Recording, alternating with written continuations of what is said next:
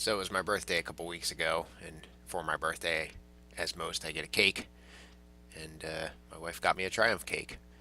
Along with that, I got a T-shirt with a Mark II Spitfire on it, red of course, and a parking only sign that some of you may have seen around. So, needless to say, it was a pretty good birthday. All right, good afternoon, everybody. It is 4:30 on the 20th of November. A little bit of a break in between garage visits again, unfortunately. But I'm back over here now to pick up where I left off.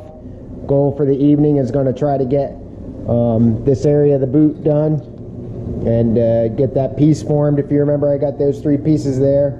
These guys that need to get fabricated into a repair piece, and then I'll take the strengthener or the inner wing there and fabricate that in some way, figure out what the best way for that to be joined back together is, and put it into there, and then probably go back to repair on the inner wheel or the outer wheel well here, and then try to finish that up, and then move into the repair up here. So that's the path ahead. Probably won't get anywhere near all that done tonight. I'll be pretty happy if I can get the boot floor repaired on that side anyway, and then get the strengthener in, or at least fit up. I think that's a reasonable expectation for this evening, again being a school night. So yeah, we'll go from there. I'll let you know. All right, it's about 6 o'clock. I have the first piece part here welded together and ready to fit in. Not going to weld it in yet, but essentially this guy kind of goes right there like that. And I still have some contouring to do here. This is not a real perfect bend there, but I'll get this tacked in, and then I'll take the hammer to it and get that contoured a little better. You can kind of see hopefully that gap under there, but I don't suspect any problems with that. And then this little finger piece, or whatever you want to call that there, got a pretty good sized gap at the end of there, but you know, it is what it is. I'll just try to fill that with weld metal. But yeah, so the next part will be to tack these three pieces together here, and then I'll go from there trying to put the flange over here. I'm gonna have to cut a piece of metal essentially flat up like this to fit.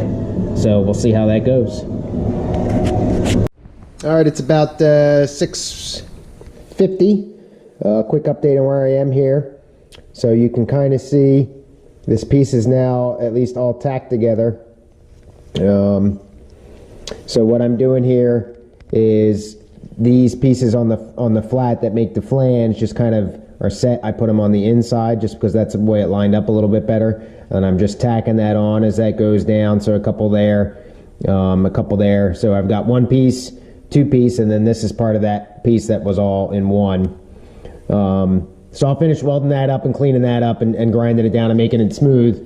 But that guy's going to fit in just like that. And believe it or not, the exception of a little bit of a drop here at the end. Let me get it lined up. I get a little bit of a drop there at the end.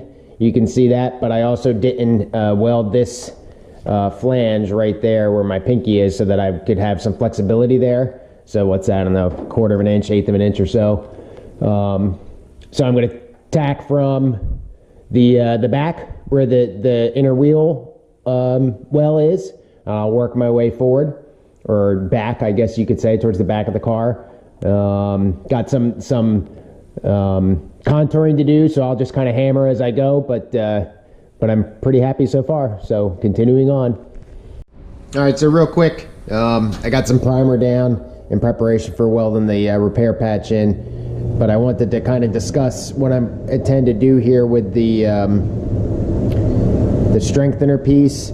So if you remember, let me put this lamp somewhere here.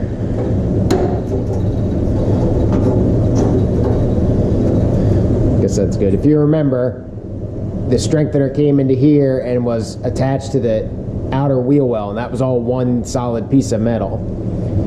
So to prevent having to sandwich three things together and kind of displace this out a little bit, what I'm going to try to do is cut right on that crease there as good as I can, I guess, and as straight as I can. It's going to be a little tricky getting in there, and just try to then have that match up and try to attempt to have the new strengthener kind of butt right up against that inner wheel well and then weld from there. Otherwise, I'm afraid I'm going to like spread stuff out too far, and it's just the sandwich is not going to work, and I'm not going to be able to get the strengthener in there. So that's what I'm going to give it a shot, and I want to cut that first before I weld anything in here to give myself as much, play room in here. So we'll see how it goes. All right, about 8:30, last update of the night. So I got the transition piece, or whatever you want to call it, my fabricated piece, all welded in there.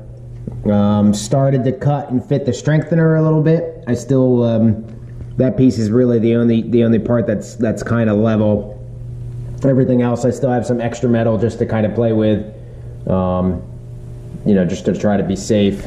The problem right now, and I may unfortunately have to undo some work here, which isn't really making sense, so I gotta kind of think about it, is if you look at the strengthener, that's pretty much perpendicular to the floor. So I would think that it doesn't really flex too much. If I look at this side, you can kind of see maybe at the very bottom how it just slightly starts to curve in towards the boot floor. But over here, I mean, that's, 3/4 of an inch there, a gap that I have in between the strengthener. So if I tried to move that over like that, I mean, that's a pretty huge curve, and I tried to fit the rear valance, and it just wasn't doing it. So there's some fluff here that I can take, but I think unfortunately I've cut this transition piece that I fabricated a solid 1/4 of an inch too skinny. You can kind of see that gap there between the strengthener and the wheel well. So I'm not quite sure what I was thinking there, but I don't think it's going to work. The only thing that kind of is weird is this is the curve here for it to come down into the, this was factory here, in other words, so this is how it was cut. And I've got it lined up there. Well, to get it all the way over there and touch that, I mean, that's cranked over pretty good. So I got to look around a little bit and investigate and make sure that I really know what I'm talking about here before I go cutting and undoing work that I've already done. Obviously, this is, 6 or 8 hours of work here that I'd hate to waste.